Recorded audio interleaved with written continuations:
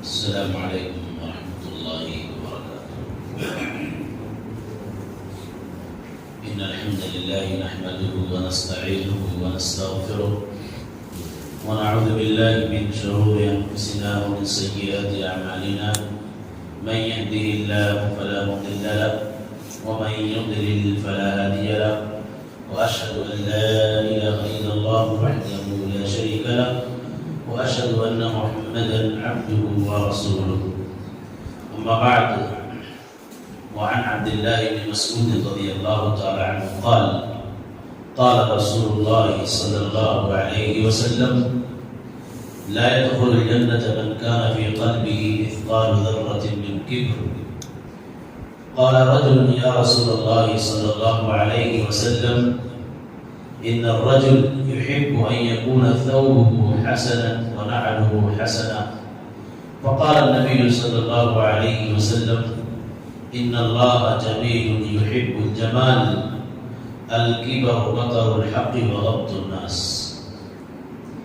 برادران اسلام، اللہ کے نبی صلی اللہ علیہ وسلم کی یہ حدیث جس کے اندر نبی صلی اللہ علیہ وسلم نے فرمایا: لا يدخل الجنة من كان في قلبه مثقال ذرة من كبر، یعنی جس دل میں رائی کے دانے کے برابر بھی کبر، تکبر، غرور، گھمنڈ ہوگا،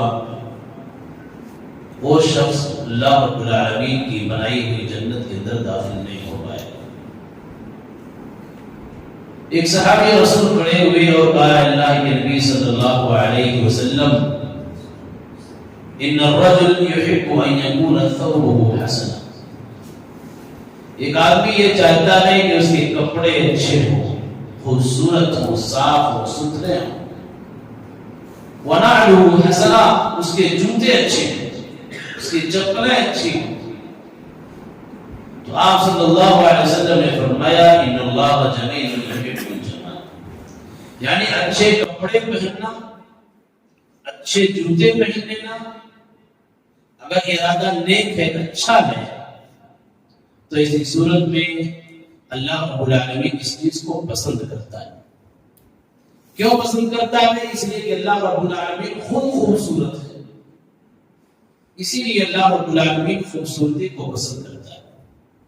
پھر ایک نسخہ، ایک معیار بتایا گیا: الکبر بطر الحق، تکبر یہ ہے کہ آدمی جان بوجھ کر حق کا انکار کر دے. وغمط الناس، اور اپنے سماج میں لوگوں کو حقیر، معمولی اور ادنا سمجھے. اس روایت سے پہلی چیز یہ معلوم ہوا کہ تکبر کرنا شریعت اسلامیہ کے اندر جائز ہے، اس لیے کہ تکبر یہ دخول جنت کے لیے مانع اور رکاوٹ ہوگی. آدمی تکبر کی بنیاد پر جنت کے اندر داخل نہیں ہو سکتا. کیوں؟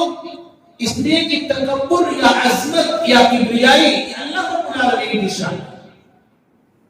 جو چیز اللہ رب العالمین کے ساتھ متصف ہے، جو چیز اللہ رب العالمین کی شان ہے، جو چیز صرف اللہ رب العالمین کے لیے لائق اور زیبا ہے، وہ چیز کسی اور کے لیے مناسب نہیں.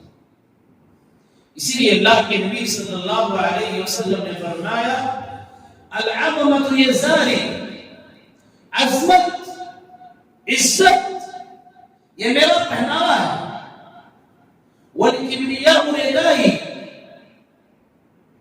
اور تکبر کرنا، کبریائی، بڑائی یہ میری چادر ہے. فمن ينازعني احد منها عذبته، تو لہذا ان دونوں کو جو بھی اسے چھیننے کی کوشش کرے گا اسے میں دنیا کے اندر عذاب.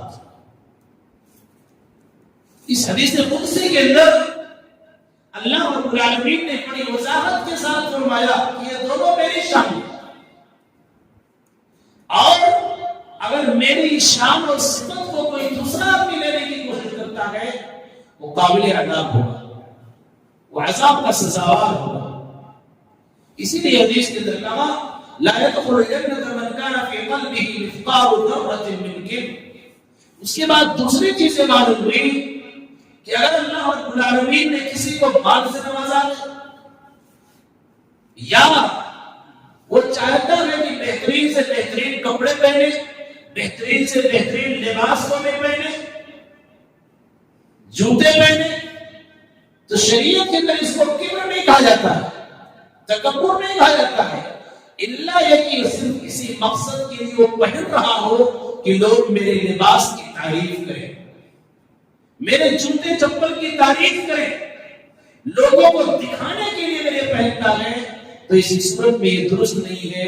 اللہ یہ کہ اللہ رب العالمین نے جو نعمت اسے دے رکھی ہے اس نعمت کو ظاہر کرنا چاہتا ہے، اور اللہ رب العالمین اس کو پسند بھی کرتا ہے۔ ان اللہ یحب ان یرى اثر نعمته على عبده، اللہ رب العالمین پسند کرتا ہے کہ میری دی ہوئی نعمت ایک بندہ اپنے اوپر اظہار کرے، نعمت کو پیش کرے، ظاہر کرے، اسے اللہ رب العالمین کو بڑا پسند ہے۔ اس کے بعد کہا ایک تکبر کا نسخہ دیا کہ آدمی جانتا حق یہ ہے، قرآن کا یہ فرمان ہے، رسول صلی اللہ علیہ وسلم کی سنت ہے، نبی کی سنت، نبی کے اور اللہ رب العالمین کے کلام کو جانتے ہوئے آدمی جان بوجھ کر اس کا انکار کر دیتا ہے، کہتا نہیں ایسی کوئی چیز نہیں، لے جاؤ اپنی حدیث اپنے پاس رکھو، اپنا قرآن اپنے پاس رکھو، ہمیں اس کی ضرورت نہیں۔ یاد رکھیے عزیزان گرامی، یہ سب سے بڑا کبر ہے، سب سے بڑا کبر ہے۔ آپ اندازہ کیجئے اللہ رب العالمین نے ابلیس سے کہا تھا آدم علیہ السلام کا سجدہ کرو، ایک طرف اللہ رب العالمین کا فرمان، دوسری طرف ابلیس کا یہ کہنا انا خیر منہ، میں تو ابلیس سے بہتر ہوں، اس لیے کہ مجھ کو تو نے آگ سے بنایا ہے، وَخَلَقْتَهُ مِنْ طِينٍ، میں آدم سے بہتر ہوں، ابلیس نے کہا، اور یہ کہا وَخَلَقْتَهُ مِنْ طِينٍ، اور آدم کو تو نے مٹی سے پیدا کیا ہے، اور مٹی کی صفت کیا ہے؟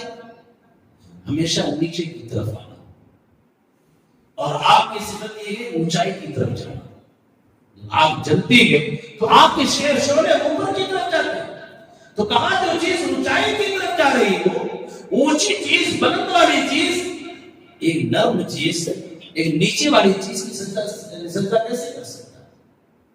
یہ ابلیس نے اللہ رب العالمین کے فرمان کے سامنے، ایک حقیقت کے سامنے اس نے اپنے عقل کا استعمال کیا اور تکبر کر گیا۔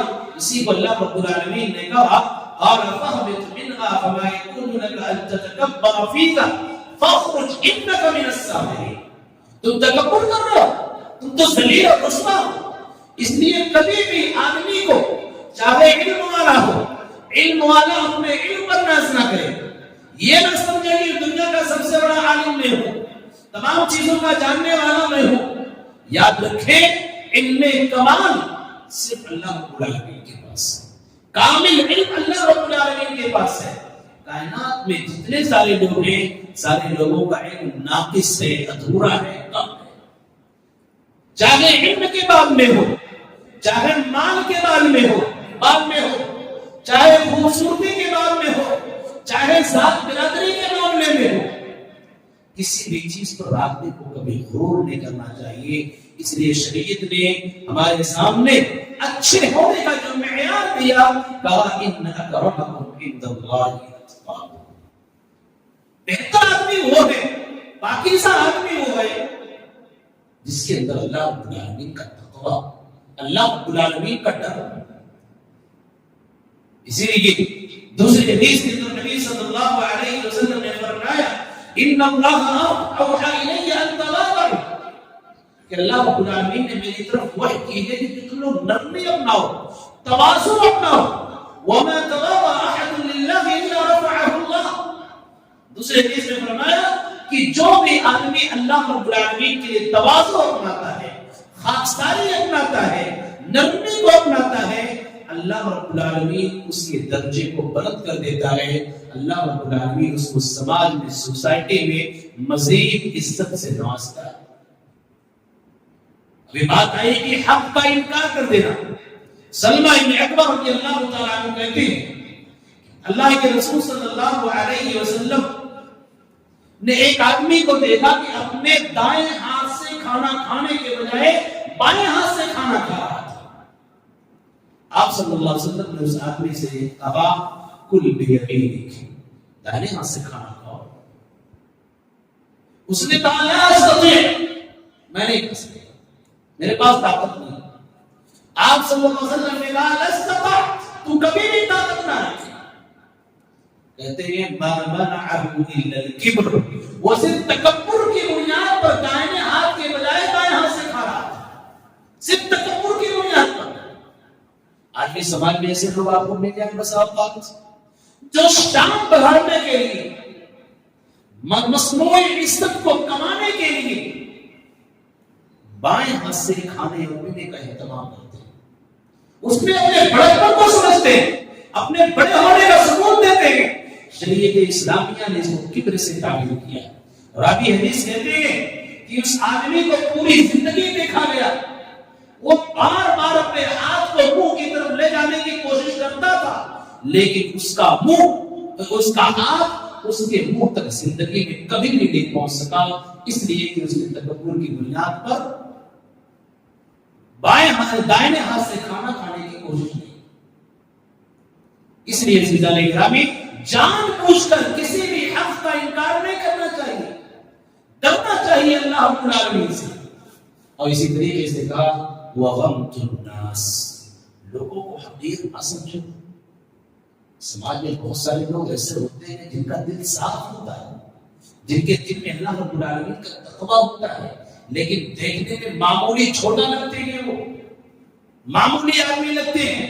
ان کو معمولی مت سمجھو، ان کو ان کی ذات کو دیکھ کر کے ان کو معمولی مت کر دانو، ان کے علم کو دیکھ کر کے ان کو معمولی مت کر دانو. ان کے پاس پیسے نہیں، اس کا مطلب یہ نہیں کہ وہ انسان نہیں ہے. کبھی حقیر نہ جانو، اس لیے کہ جتنی ساری نعمتیں کسی کو ملتی ہیں وہ فضل الہی ہے. اللہ رب العالمین کا شکریہ ادا کرنا چاہیے. تو کبھی بھی انسان کو ان دونوں فارمولوں پر نہیں آنا چاہیے کہ جانتے ہوئے حق کا انکار کر دے یا اسی طریقے سے کسی کو معمولی سمجھے. یاد رکھیے کہ قارون کو اللہ رب العالمین نے کس قدر خزانہ دیا، کس قدر خزانہ دیا.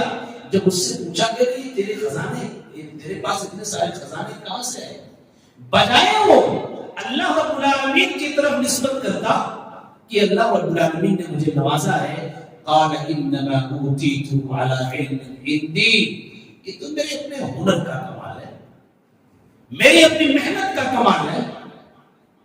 حالانکہ یہ چاہیے تھا کہ اللہ رب العالمین کی طرف نسبت کرتا، لیکن اللہ رب العالمین کی طرف نسبت کرنے کے بجائے اس نے اپنے علم کی طرف، اپنے تجربے کی طرف، اپنے محنت کی طرف، اپنے ہنر کی طرف نسبت کی.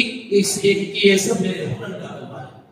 اس لیے عزیزان گرامی زندگی بہت محتاط ہو کر کے جینے کی ضرورت ہے، بالخصوص اس وقت کہیں ایسا نہ ہو کہ سارے کے سارے اعمال ضائع ہو جائیں، برباد ہو جائے. اس لیے حدیث کے اندر اللہ کے نبی صلی اللہ علیہ وسلم نے جو دو نسخہ بتایا ہے کسی آدمی کے متکبر ہونے کا، ان دونوں نسخوں پر بڑی باریکی کے ساتھ نگاہ رکھی جائے اور عمل کرنے کی کوشش کی جائے کہ اللہ رب العالمین ہر طرح سے تکبر سے محفوظ رکھے. آمین.